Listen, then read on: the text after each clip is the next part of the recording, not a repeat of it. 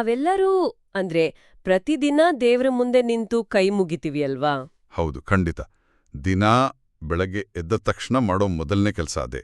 ಆದ್ರೆ ಆ ಕ್ಷಣದಲ್ಲಿ ನಮ್ಮ ದೃಷ್ಟಿ ದೇವ್ರ ಮೇಲಿದ್ರೂ ಕೂಡ ನಮ್ಮ ಮನಸ್ಸು ಮಾತ್ರ ಎಲ್ಲೋ ಆಫೀಸ್ ಮೀಟಿಂಗ್ ಬಗ್ಗೆನೋ, ಟ್ರಾಫಿಕ್ ಬಗ್ಗೆನೋ ಅಥವಾ ಮನೆಯ ಕೆಲ್ಸಗಳ ಬಗ್ಗೆನೋ ಯೋಚಿಸ್ತಾ ಇರುತ್ತೆ. ನಿಜ. ಇದು ಬಹುತೇಕ ನಮ್ಮೆಲ್ಲರ ದೈನಂದಿನ ಅನುಭವ ಅಂತಾನೆ ಹೇಳುವುದು.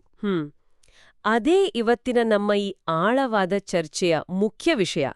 ಕೇವಲ ಬಾಹ್ಯವಾಗಿ ಅಂದ್ರೆ ಹೊರಗಡೆ ಮಾಡುವ ಆಚರಣೆಗಳಿಗಿಂತ ನಮ್ಮ ಅಂತರಂಗದಲ್ಲಿ ನಡೆಯುವ ಪರಿವರ್ತನೆ ಹೇಗೆ ಅತ್ಯಂತ ಶ್ರೇಷ್ಠವಾದ ಆರಾಧನೆ ಆಗತ್ತೆ ಅನ್ನೋದನ್ನ ನಾವು ಇವತ್ತು ಅನ್ವೇಷಣೆ ಮಾಡ್ಲಿದ್ದೀವಿ. ಮತ್ತು ಇದಕ್ಕೆ ನಮ್ಗೆ ಅತ್ಯುತ್ತಮವಾದ ಮಾರ್ಗದರ್ಶನ ಸಿಗ್ತಾ ಇರೋದು ಸೌ ಅನಿತಾ ಅರವಿಂದ್ ಸರಾಫ್ ಅವರು ಒದಗಿಸಿರುವ ಗಾಯತ್ರಿ ಚೈತನ್ಯದಿಂದ. ಹೌದು, ಗಾಯತ್ರಿ ಚೈತನ್ಯದ ಆಧಾರದ ಮೇಲೆ ನಾವು ಬಾಹ್ಯ ಪೂಜೆ ಆಮೇಲೆ ಮಾನಸ ಪೂಜೆ ಅಂದ್ರೆ ಮಾನಸಿಕ ಆರಾಧನೆಯ ನಡುವಿನ ಸೂಕ್ಷ್ಮ ವ್ಯತ್ಯಾಸಗಳನ್ನ ಇವತ್ತು ಬಿಡಿಸಿ ನೋಡಲಿದ್ದೀವಿ.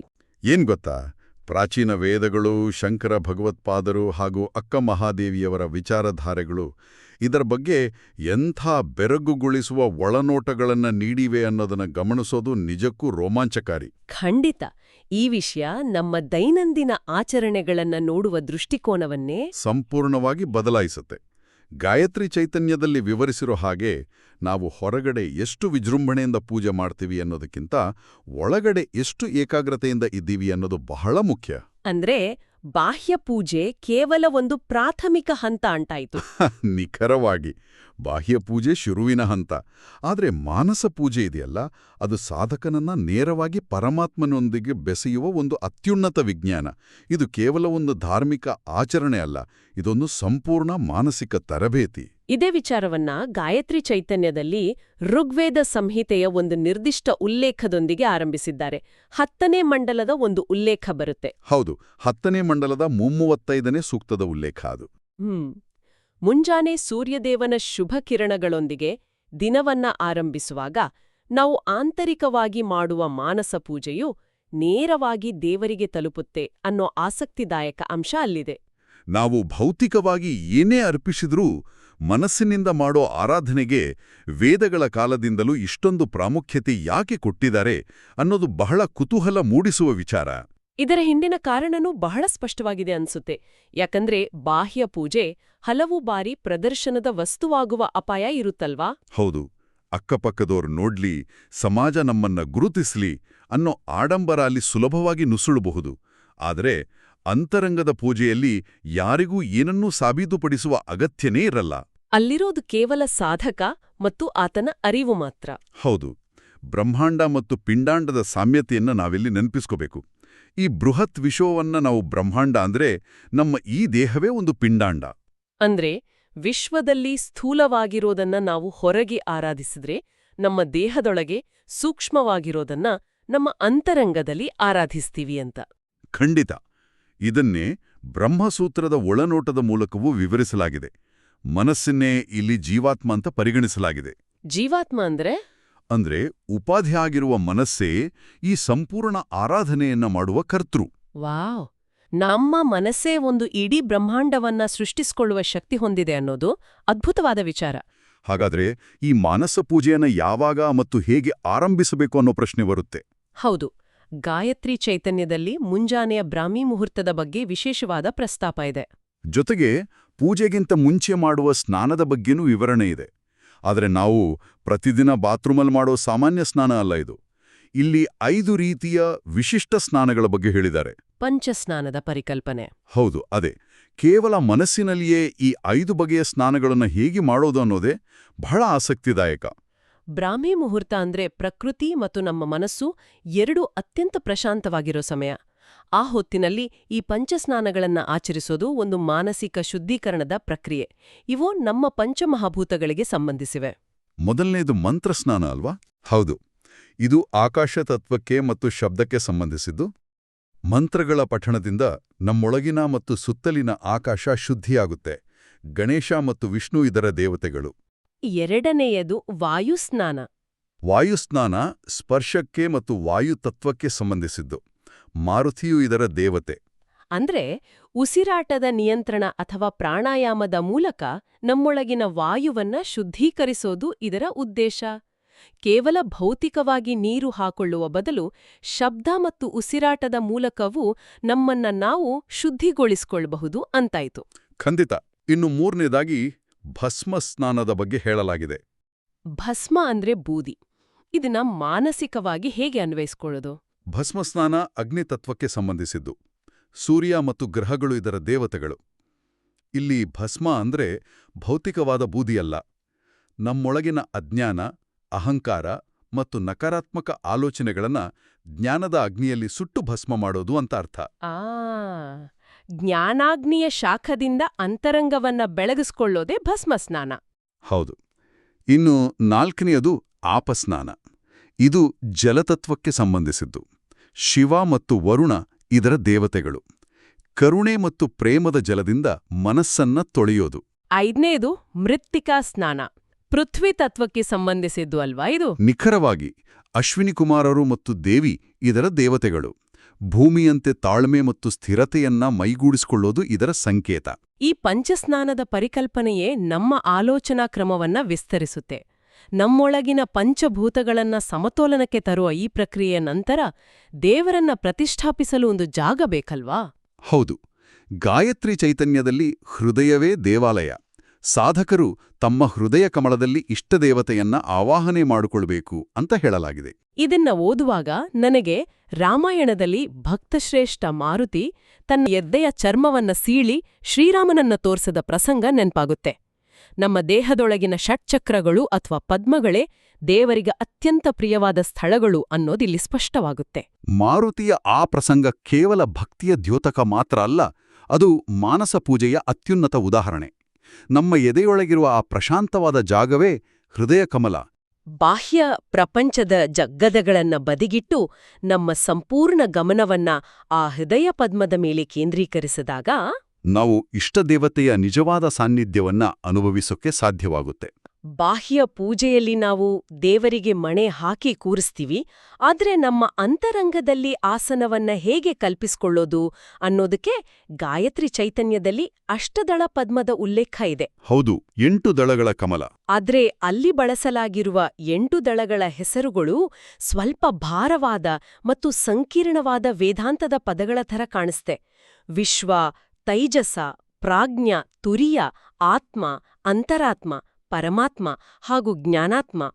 ಇವುಗಳ ನಿಜವಾದ ಅರ್ಥ ಏನು?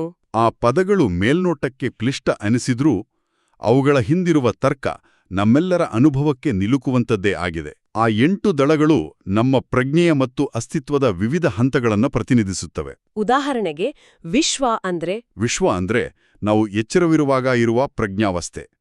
ತೈಜಸ ಅಂದ್ರೆ ನಾವು ಕನಸು ಕಾಣುವಾಗ ನಮ್ಮ ಮನಸ್ಸು ಇರುವ ಸ್ಥಿತಿ. ಪ್ರಾಜ್ಞ ಅಂದ್ರೆ ಯಾವುದೇ ಕನಸುಗಳಿಲ್ಲದ ಗಾಢ ನಿದ್ರೆಯ ಸ್ಥಿತಿಯಲ್ವಾ? ಹೌದು. ಇನ್ನು ತುರಿಯ ಅಂದ್ರೆ ಇದೆಲ್ಲದರ ಆಚೆಗಿನ ಎಲ್ಲವನ್ನೂ ಗಮನಿಸುವ ಶುದ್ಧ ಪ್ರಜ್ಞೆಯ ಸ್ಥಿತಿ.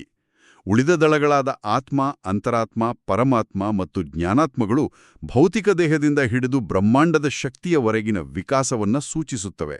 ಅಂದ್ರೆ ದೇವರಿಗೆ ನಾವು ಕೇವಲ ಮರದಿಂದ ಮಾಡಿದ ಮಣೆಯನ್ನ ಕೊಡೋದಿಲ್ಲ, ಬದಲಾಗಿ ನಮ್ಮ ಎಚ್ಚರ, ನಿದ್ರೆ, ಕನಸು ಮತ್ತು ನಮ್ಮ ಸಂಪೂರ್ಣ ಅಸ್ತಿತ್ವದ ಪ್ರಜ್ಞೆಯನ್ನೇ ಆಸನವಾಗಿ ನೀಡ್ತೀವಿ ಅಂತ ಅರ್ಥ. ಖಂಡಿತ. ಇದು ನಮ್ಮ ಕಲ್ಪನೆಯನ್ನ ವಿಸ್ತರಿಸುವಂತಹ ವಿಚಾರ. ನಮ್ಮ ಇಡೀ ಪ್ರಜ್ಞೆಯನ್ನೇ ದೇವರ ಪೀಠವನ್ನಾಗಿ ಮಾಡೋದು ಅಂದ್ರೆ ಅಲ್ಲಿ ಅಹಂಕಾರಕ್ಕೆ ಜಾಗವೇ ಇರೋದಿಲ್ಲ. ಇನ್ನು ಪೂಜೆಯ ಮುಂದಿನ ಹಂತಗಳಾದ ಆಚಮನ ಮತ್ತು ಅಭಿಷೇಕದ ಕಡೆಗೆ ಬರೋಣ. ನಾವು ಬಾಹ್ಯವಾಗಿ ನೀರಿನ ಕಳಶಗಳನ್ನ ಬಳಸ್ತೀವಿ, ಹಾಲು, ಜೇನುತುಕ್ಕದಿಂದ ಪಂಚಾಮೃತ ಅಭಿಷೇಕ ಮಾಡ್ತೀವಿ. ಮಾನಸ ಪೂಜೆಯಲ್ಲಿ ಈ ಅಭಿಷೇಕ ಹೇಗಿರುತ್ತೆ? ಮಾನಸ ಪೂಜೆಯಲ್ಲಿ ಭೌತಿಕ ವಸ್ತುಗಳ ಸ್ಥಾನವನ್ನ ನಮ್ಮ ಆಂತರಿಕ ಗುಣಗಳು ಆಕ್ರಮಿಸಿಕೊಳ್ಳುತ್ತವೆ. ಜ್ಞಾನ, ಭಕ್ತಿ ಅಂದ್ರೆ ಶ್ರದ್ಧೆ ಮತ್ತು ವೈರಾಗ್ಯ, ಇವೇ ಆಚಮನದ 3 ಕಳಶಗಳು. ಅಂದ್ರೆ ತಿಳುವಳಿಕೆ, ಪ್ರೀತಿ ಮತ್ತು ಅಂಟಿಕೊಳ್ಳದಿರುವಿಕೆ ಅನ್ನೋ 3 ಭಾವನೆಗಳಿಂದ ದೇವರಿಗೆ ಆತಿಥ್ಯ ನೀಡೋದು. ಹೌದು. ಇನ್ನು ಅಭಿಷೇಕದ ವಿಚಾರಕ್ಕೆ ಬಂದ್ರೆ ನಮ್ಮ ಬೆನ್ನೆಲುಬಿನಲ್ಲಿರುವ ಸುಷುಮ್ನ ನಾಡಿಯೇ ಒಂದು ದೈವಿಕ ನದಿ. ಬ್ರಹ್ಮದೇವರ ಕಮಂಡಲುವಿನಲ್ಲಿರುವ ಗಂಗಾಜಲವು ನಮ್ಮ ಶಿರದ ಮೇಲಿನಿಂದ ಈ ಸುಷುಮ್ನಾ ನಾಡಿಯ ಮೂಲಕ ಹರಿದು ಬರ್ತಾಯಿದೆ ಅಂತ ಭಾವಿಸೋದು. ಈ ಧ್ಯಾನ ನಮ್ಮ ಇಡೀ ನರಮಂಡಲವನ್ನ ತಂಪಾಗಿಸಿ ಅಂತರಂಗವನ್ನ ಶುದ್ಧೀಕರಿಸುತ್ತೆ. ಸುಷುಮ್ನ ನಾಡಿಯನ್ನೇ ನದಿಯನ್ನಾಗಿ ಕಲ್ಪಿಸ್ಕೊಳ್ಳೋದು ಧ್ಯಾನದ ಅತ್ಯುನ್ನತ ಹಂತ. ಪೂಜೆ ಎಂದಾಕ್ಷಣ ಹೂವು ಮತ್ತು ನೈವೇದ್ಯ ಇಲ್ಲದೆ ಮುಗಿಯೋದಿಲ್ಲ. ದೇವರಿಗೆ ತೋಟದಿಂದ ತಂದ ಗುಲಾಬಿಯನ್ನೋ ಮಲ್ಲಿಗೆಯನ್ನೋ ಅರ್ಪಿಸೋದು ಸುಲಭ. ಆದ್ರೆ ಮಾನಸ ಪೂಜೆಯಲ್ಲಿ ಹಾಗಿಲ್ಲ. ಗಾಯತ್ರಿ ಚೈತನ್ಯದಲ್ಲಿ ಮಾನಸ ಪೂಜೆಗೆ ಬೇಕಾದ 8 ವಿಶಿಷ್ಟ ಪುಷ್ಪಗಳ ಅಂದ್ರೆ ಅಷ್ಟಪುಷ್ಪಗಳ ಪಟ್ಟಿಯನ್ನೇ ನೀಡಿದ್ದಾರೆ. ಅಹಿಂಸೆ, ಇಂದ್ರಿಯ ನಿಗ್ರಹ, ಸರ್ವಭೂತ ದಯೆ, ಕ್ಷಮೆ, ಶಾಂತಿ, ತಪಸ್ಸು, ಧ್ಯಾನ ಮತ್ತು ಸತ್ಯ. ಇವುಗಳನ್ನ ದೇವರಿಗೆ ಅರ್ಪಿಸೋದು ಅಂದ್ರೆ ಗಿಡದ ಹೂವುಗಳನ್ನ ಕೀಳೋದಕ್ಕಿಂತ ಬಹಳ ಕಷ್ಟದ ಕೆಲ್ಸ. ಆ ಕಷ್ಟದಲ್ಲಿಯೇ ಆರಾಧನೆಯ ಸಾರ್ಥಕತೆ ಅಡಗಿದೆ. ಬಾಹ್ಯವಾಗಿ ಹೂಗಳನ್ನ ತಂದು ಹಾಕೋದು ಯಾಂತ್ರಿಕವಾಗಿ ನಡೆದೋಗ್ಬೋದು. ಆದ್ರೆ ಅಹಿಂಸೆ ಅನ್ನೋ ಹೂವನ್ನ ಅರ್ಪಿಸ್ಬೇಕು ಅಂದ್ರ ಆ ದಿನ ನಾವು ಯಾರಿಗೂ ನೋವು ಮಾಡಬಾರ್ದು. ಸರ್ವಭೂತ ದಯೆ ಅಂದ್ರೆ ಪ್ರಾಣಿ ಪಕ್ಷಿ ಮನುಷ್ಯರೆಲ್ಲರ ಮೇಲೂ ಕರುಣೆ ಇರಬೇಕು. ಇಂದ್ರಿಯ ನಿಗ್ರಹ ಅಂದ್ರೆ ನಮ್ಮ ಆಸೆಗಳ ಮೇಲೆ ನಮ್ಗೆ ಹಿಡಿತವಿರ್ಬೇಕು. ನಮ್ಮ ಮನಸ್ಸಿನಲ್ಲಿ ಕೋಪ, ದ್ವೇಷಗಳನ್ನ ತುಂಬಿಕೊಂಡು ಬಾಹ್ಯವಾಗಿ ಸಾವಿರಾರು ಹೂಗಳನ್ನ ಸುರಿದ್ರೂ ಅದಕ್ಕೆ ಬೆಲೆ ಇಲ್ಲ. ನಿಜ, ಮನಸ್ಸು ನಿರ್ಮಲವಾಗಿ ಈ 8 ಸದ್ಗುಣಗಳಿಂದ ಅರಳಿದ್ದಾಗ ಮಾತ್ರ ಅದು ನಿಜವಾದ ಪುಷ್ಪ ಆಗುತ್ತೆ. ಈ 8 ಗುಣಗಳೇ ಹೂವುಗಳು ಅನ್ನೋ ವಿಚಾರ ನಮ್ಮ ದಿನನಿತ್ಯದ ಬದುಕನ್ನೇ ಒಂದು ಪೂಜೆಯನ್ನಾಗಿ ಪರಿವರ್ತಿಸುತ್ತೆ. ಇನ್ನು ನೈವೇದ್ಯದ ಬಗ್ಗೆಯೂ ಗಾಯತ್ರಿ ಚೈತನ್ಯದಲ್ಲಿ ಬಹಳ ಆಳವಾದ ಅರ್ಥವನ್ನ ನೀಡಲಾಗಿದೆ. ದೇವರಿಗೆ ನಾವು ಸಿಹಿ ತಿನಿಸುಗಳನ್ನ ಇಡ್ತೀವಿ. ಆದ್ರೆ ಮಾನಸ ಪೂಜೆಯಲ್ಲಿ ನೈವೇದ್ಯವಾಗಿ ಏನನ್ನ ಅರ್ಪಿಸ್ಬೇಕು? ತನ್ನಲ್ಲಿರುವ ಪಶುವೃತ್ತಿಯನ್ನ ನಾಶ ಮಾಡಿ ಸಮರ್ಪಿಸೋದೇ ನೈವೇದ್ಯ ಅಂತ ಉಲ್ಲೇಖವಿದೆ. ನಾವು ಬಾಹ್ಯವಾಗಿ ಎಷ್ಟೇ ರುಚಿಯಾದ ಭಕ್ಷ್ಯಗಳನ್ನ ಇಟ್ರೂ ನಮ್ಮ ಅಹಂಕಾರವನ್ನ, ನಮ್ಮೊಳಗಿನ ಪ್ರಾಣಿ ಸಹಜವಾದ ಕೋಪ, ಮತ್ಸರ, ದುರಾಸೆಗಳೆಂಬ ಪಶುವೃತ್ತಿಯನ್ನ ದೇವರಿಗೆ ಅರ್ಪಿಸದಿದ್ರೆ ಆ ಆರಾಧನೆ ಅಪೂರ್ಣ. ನನ್ನದೆನ್ನುವ ಅಹಂಕಾರವನ್ನ ತೆಗೆದು ತನ್ನನ್ನ ತಾನೇ ಸಂಪೂರ್ಣವಾಗಿ ದೇವರಿಗೆ ಒಪ್ಪಿಸಿಕೊಳ್ಳೋದೇ ಅತ್ಯುನ್ನತ ನೈವೇದ್ಯ. ಹಾಗೆ ಆರತಿ ಮತ್ತು ಜಪದ ವಿಚಾರದಲ್ಲಿಯೂ ಈ ಆಂತರಿಕ ಕಲ್ಪನೆ ಮುಂದುವರಿಯುತ್ತೆ. ನಾವು ಕರ್ಪೂರ ಬಳಗಿ ಆರತಿ ಮಾಡ್ತೀವಿ, ಆದ್ರೆ ಅಂತರಂಗದ ಕಣ್ಣುಗಳಿಂದ ಅಂದ್ರೆ ಅಂತಹ ಚಕ್ಷುಗಳಿಂದ ದೇವತೆಯನ್ನ ಪಾದದಿಂದ ಮುಡಿವರೆಗೂ ಪ್ರೀತಿಯಿಂದ ನೋಡೋದೇ ನಿಜವಾದ ಆರತಿ. ಆ ದೃಷ್ಟಿಯಲ್ಲಿರುವ ಪ್ರೇಮವೇ ಅಲ್ಲಿನ ಬೆಳಕು. ಮತ್ತು ಜಪಮಾಲೆಯ ಪ್ರತಿಯೊಂದು ಮಣಿಯನ್ನ ಸರಿಸುವಾಗಲೂ ಆ ಮಣಿಯೂ ಒಂದೊಂದು ಪುಷ್ಪವಾಗಿ ಬದಲಾಗಿ ದೇವರ ಚರಣಗಳಿಗೆ ಅರ್ಪಿತವಾಗ್ತಾ ಇದೆ ಅಂತ ಭಾವಿಸೋದು ಜಪದ ಹಿಂದಿನ ತತ್ವ. ಈ ಸಂಪೂರ್ಣ ಪ್ರಕ್ರಿಯೆಯ ಉದ್ದೇಶ ಒಂದೇ. ನಮ್ಮ ಪಂಚೇಂದ್ರಿಯಗಳು ಯಾವಾಗಲೂ ಹೊರಗಿನ ಜಗತ್ತಿನ ಕಡೆಗೆ ಆಕರ್ಷಿತವಾಗಿರುತ್ತವೆ. ಆ ಹೊರಮುಖವಾಗಿ ಹರಿಯುವ ಶಕ್ತಿಯನ್ನ ತಡೆದು ಅದನ್ನ ಒಳಮುಖವಾಗಿ ನಮ್ಮ ಅಂತರಂಗದ ಕಡೆಗೆ ತಿರುಗಿಸುವ ಅದ್ಭುತವಾದ ತಂತ್ರಜ್ಞಾನವೇ ಈ ಮಾನಸ ಪೂಜೆ. ನಮ್ಮ ದಾರ್ಶನಿಕರು, ಶರಣರು ಮತ್ತು ಸಂತರು ಇದನ್ನೇ ಬೇರೆ ಬೇರೆ ಕಾಲಘಟ್ಟಗಳಲ್ಲಿ ಬೇರೆ ಬೇರೆ ಭಾಷೆಗಳಲ್ಲಿ ಹೇಳ್ಕೊಂಡ್ಬಂದಿದ್ದಾರೆ. ಗಾಯತ್ರಿ ಚೈತನ್ಯದಲ್ಲಿ 12ನೇ ಶತಮಾನದ ಶ್ರೇಷ್ಠ ಶಿವಶರಣೆ ಅಕ್ಕ ಮಹಾದೇವಿಯವರ ಪ್ರಸಿದ್ಧ ವಚನವನ್ನ ಈ ಸಂದರ್ಭದಲ್ಲಿ ಪ್ರಸ್ತಾಪಿಸಲಾಗಿದೆ. ಹೌದು, ಆ ವಚನ ಬಹಳ ಮಾರ್ಮಿಕವಾಗಿದೆ. ತನು ಕರಗದವರಲ್ಲಿ ಮಜ್ಜನವನೊಲ್ಲೆಯಯ್ಯ ನೀನು, ಮನ ಕರಗದವರಲ್ಲಿ ಪುಷ್ಪವನೊಲ್ಲೆಯಯ್ಯ ನೀನು, ಹದುಗರಲ್ಲದವರಲ್ಲಿ ಗಂಧಕ್ಷತೆಯನ್ನೊಲ್ಲೆಯಯ್ಯ ನೀನು. ಅರಿವು ಕಣ್ತೆರೆಯದವರಲ್ಲಿ ಆರತಿಯನೊಲ್ಲೆಯಯ್ಯ ನೀನು, ಭಾವಶುದ್ಧಿಯಿಲ್ಲದವರಲ್ಲಿ ಧೂಪವನ್ನೊಲ್ಲೆಯಯ್ಯ ನೀನು, ಪರಿಣಾಮಿಗಳಲ್ಲದವರಲ್ಲಿ ನೈವೇದ್ಯವನ್ನೊಲ್ಲೆಯಯ್ಯ ನೀನು, ತ್ರಿಕರಣ ಶುದ್ಧವಿಲ್ಲದವರಲ್ಲಿ ತಾಂಬೂಲವನ್ನೊಲ್ಲೆಯಯ್ಯ ನೀನು, ಹೃದಯ ಕಮಲ ಅರಳದವರಲ್ಲಿ ಇರಲೊಲ್ಲೆಯಯ್ಯ ನೀನು. ಈ ವಚನವನ್ನ ಕೇಳಿದಾಗ ದೇವರು ನಮ್ಮಿಂದ ಎಂತಹ ಶುದ್ಧತೆಯನ್ನ ಬಯಸ್ತಾನೆ ಅನ್ನೋದು ಅರಿವಾಗುತ್ತೆ. ಅಕ್ಕ ಮಹಾದೇವಿಯವರ ಈ ವಚನ ನಾವು ಬಾಹ್ಯವಾಗಿ ಮಾಡುವ ಎಲ್ಲ ಆಡಂಬರಗಳ ಕನ್ನಡೆ ಒಡೆಯುತ್ತೆ. ಕಾಯವಾಚ ಮನಸ ಅಂದ್ರೆ ನಾವು ಮಾಡುವ ಕೆಲಸ, ಆಡುವ ಮಾತು ಮತ್ತು ಯೋಚಿಸುವ ರೀತಿ ಮೂರೂ ಒಂದೇ ಆಗಿರಬೇಕು. ಇದನ್ನೇ ತ್ರಿಕರಣ ಶುದ್ಧಿ ಅಂತಾರೆ. ಅರಿವು ಮೂಡದೆ ಮಾಡುವ ಆರತಿಯಾಗ್ಲಿ, ಭಾವಶುದ್ಧಿ ಇಲ್ಲದೆ ಬೆಳಗುವ ಧೂಪವಾಗಲಿ ದೇವರಿಗೆ ತಲುಪೋದಿಲ್ಲ. ನಮ್ಮ ಹೃದಯದ ಕಮಲ ಅರಳಿದಾಗ ಮಾತ್ರ ಪರಮಾತ್ಮ ಅಲ್ಲಿ ಬಂದು ನೆಲೆಸುತ್ತಾನೆ ಅನ್ನೋದನ್ನ ಅವರು ಬಹಳ ಕಟುವಾದ ಸತ್ಯದ ಮೂಲಕ ವಿವರಿಸಿದ್ದಾರೆ. ಇಂತಹದೇ ಮತ್ತೊಂದು ಪ್ರಬಲವಾದ ವಿಚಾರವನ್ನ ಗಾಯತ್ರಿ ಚೈತನ್ಯದಲ್ಲಿ ಉಲ್ಲೇಖನಾಗಲಾಗಿದೆ. ಅದು ಆದಿಶಂಕರಾಚಾರ್ಯರು ರಚಿಸಿರುವ ಶಿವಾನಂದ ಲಹರಿಯ 27ನೇ ಸ್ತೋತ್ರ. ಪರಮೇಶ್ವರನಿಗೆ ನಾವು ಭೌತಿಕವಾಗಿ ಏನನ್ನ ನೀಡಲು ಸಾಧ್ಯ ಅನ್ನೋ ಪ್ರಶ್ನೆಯನ್ನ ಶಂಕರರು ಇಲ್ಲಿ ಎತ್ತುತ್ತಾರೆ. ಆತನ ವಾಸಸ್ಥಳವೇ ಸುವರ್ಣ ಪರ್ವತವಾದ ಮೇರು ಆತನ ತಲೆಯ ಮೇಲೆಯೇ ಗಂಗೆ ಮತ್ತು ಚಂದ್ರನಿದ್ದಾರೆ. ಸಂಪತ್ತಿನ ಒಡೆಯನಾದ ಕುಬೇರನೇ ಆತನ ಮಿತ್ರ. ಹೀಗಿರುವಾಗ ಭೌತಿಕವಾದ ವಸ್ತುಗಳಿಂದ ನಾವು ಆತನನ್ನ ಮೆಚ್ಚಿಸಲು ಸಾಧ್ಯವೇ ಇಲ್ಲ ಅನ್ನೋ ನಿರ್ಧಾರಕ್ಕೆ ಬರ್ತಾರೆ. ಶಂಕರಾಚಾರ್ಯರ ಆ ವಿಶ್ಲೇಷಣೆ ನಮ್ಮ ಅಹಂಕಾರವನ್ನ ಬೇರು ಸಹಿತ ಕಿತ್ತು ಹಾಕುತ್ತೆ. ಎಲ್ಲವನ್ನೂ ಹೊಂದಿರುವ ಆ ಸರ್ವೇಶ್ವರನಿಗೆ ನಾವು ಕೊಡಬಹುದಾದ ಏಕೈಕ ಕಾಣಿಕೆ ಅಂದ್ರೆ ನಮ್ಮ ಮನಸ್ಸು ಮಾತ್ರ. ಶುದ್ಧ ಭಕ್ತಿಯಿಂದ ಕೂಡಿದ ನಮ್ಮ ಮನಸ್ಸನ್ನು ನಾವು ಸಮರ್ಪಿಸಿದಾಗ ಮಾತ್ರ ನಮಗೆ ಆತನ ಕೃಪೆ ದೊರೆಯುತ್ತೆ. ನಾವು ಬಾಹ್ಯವಾಗಿ ಎಷ್ಟು ಸಂಪತ್ತನ್ನ ದೇವಸ್ಥಾನಕ್ಕೆ ನೀಡ್ತೀವಿ ಅನ್ನೋದಕ್ಕಿಂತ ನಮ್ಮ ಮನಸ್ಸನ್ನ ಎಷ್ಟು ಸಂಪೂರ್ಣವಾಗಿ ನೀಡ್ತೀವಿ ಅನ್ನೋದು ಮುಖ್ಯ. ಗಾಯತ್ರಿ ದೇವಿಯ ಚಿತ್ರಣವನ್ನ ವಿವರಿಸುವಾಗಲೂ ಇದೇ ಸಮರ್ಪಣಾ ಭಾವವನ್ನ ಕಾಣಬಹುದು. ಗಾಯತ್ರಿಯನ್ನ ಬಹುಮುಖಿ ದೇವತೆಯಾಗಿ ಚಿತ್ರಿಸಲಾಗಿದೆ. ಧರ್ಮ ಮತ್ತು ಅಧರ್ಮಗಳ ದ್ವಂದ್ವಗಳಿಂದ ನಾವು ಹೊರಬರಬೇಕು ಎನ್ನುವ ವಿಚಾರ ಗಾಯತ್ರಿ ಚೈತನ್ಯದಲ್ಲಿದೆ. ಹೃದಯ ಕಮಲದಲ್ಲಿ ಆಸೀನಳಾಗಿರುವ ಗಾಯತ್ರಿಯನ್ನ ಧ್ಯಾನಿಸೋದರ ಮೂಲಕ ಈ ದ್ವಂದ್ವಗಳನ್ನ ಮೀರಿ ನಿಲ್ಲಬಹುದು. ಧರ್ಮ ಮತ್ತು ಅಧರ್ಮಗಳ ದ್ವಂದ್ವಗಳಿಂದ ಮುಕ್ತರಾಗೋದು ಅಂದ್ರೆ ನಮ್ಮ ಮನಸ್ಸನ್ನ ರಾಗದ್ವೇಷಗಳಿಂದ, ನಮ್ಮದೇ ಆದ ಪೂರ್ವಗ್ರಹಗಳಿಂದ ಆಚೆ ತರೋದು. ಬಾಹ್ಯ ಪೂಜೆ ನಮ್ಮನ್ನ ದೇವಸ್ಥಾನದ ಗರ್ಭಗುಡಿಯವರೆಗೆ ಕರೆದೊಯ್ಯಬಹುದು. ಆದರೆ ಮಾನಸ ಪೂಜೆ ನಮ್ಮನ್ನ ನಮ್ಮ ದೇಹ ಅಂತರಂಗದ ಅನಂತತೆಯ ಕಡೆಗೆ ಕೊಂಡೊಯ್ಯುತ್ತೆ. ಇದು ನಮ್ಮನ್ನ ನಾವು ಅರಿಯುವ ನಿಜವಾದ ಪ್ರಯಾಣ. ಇವೆಲ್ಲವನ್ನ ಕೇಳಿದಾಗ ನಮ್ಮ ಮನಸ್ಸಿನಲ್ಲಿ ಒಂದು ಪ್ರಶ್ನೆ ಮೂಡುತ್ತೆ.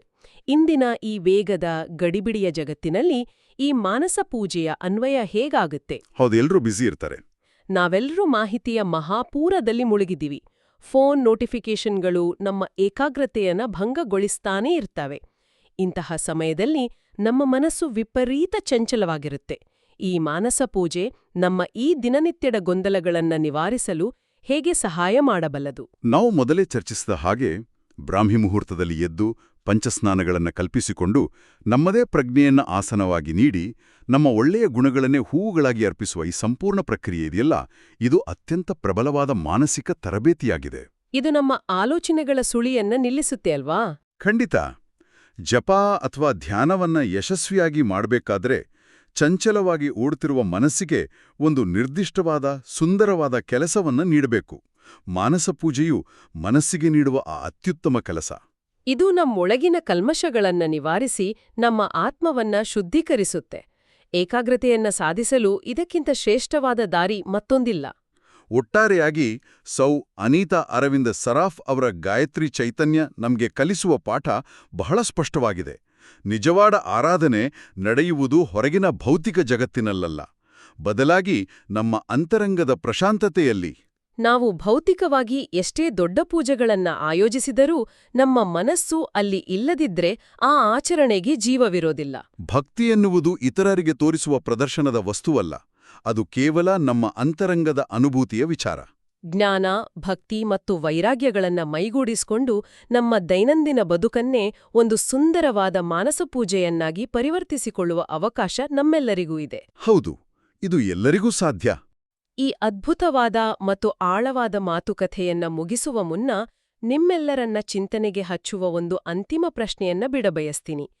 ಜಗತ್ತನ್ನೆಲ್ಲ ಆಳುವ ದೇವರು ನಮ್ಮಿಂದ ಬಯಸುವ ಏಕೈಕ ಕಾಣಿಕೆ ನಮ್ಮ ಮನಸ್ಸು ಮಾತ್ರ ಎಂದಾದ ಮೇಲೆ ನಾವು ಪ್ರತಿದಿನ ಪ್ರಪಂಚಕ್ಕೆ ಮತ್ತು ಆ ದೇವರಿಗೆ ನೀಡುತ್ತಿರುವ ನಮ್ಮ ಮನಸ್ಸು ಎಷ್ಟರ ಮಟ್ಟಿಗೆ ಶುದ್ಧವಾಗಿದೆ?